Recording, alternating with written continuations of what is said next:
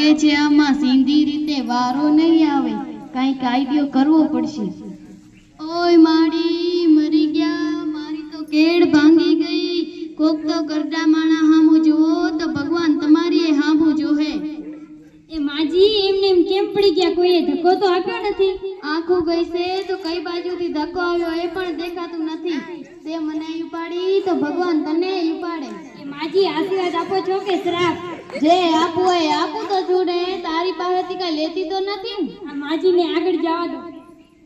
લાવો ration card અને 52 રૂપિયા.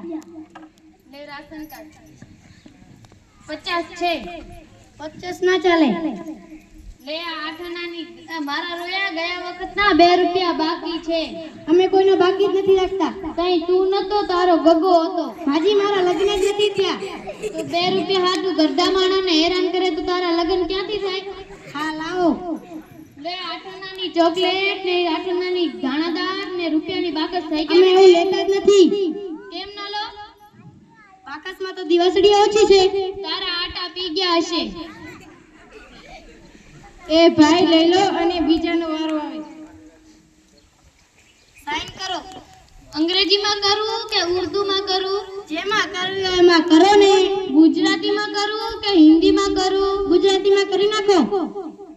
મને તો સાઈન કરતા જ નથી આવડતી. તો અંગૂઠો મારતા જ આવડે છે ને, અંગૂઠો મારો. પગનો મારું કે હાથનો મારું? માજી પગનો કોઈથી મરાતો હશે, હાથનો મારો. મારે તો જમણા હાથનો મારું કે ડાબા હાથનો મારું? જમણા હાથનો મારો. મારે તો અંગૂઠો જ નથી. તો શું કામ મારો મગજ કહો છો? ભગવાન માજીને કોક લઈ જાઓ.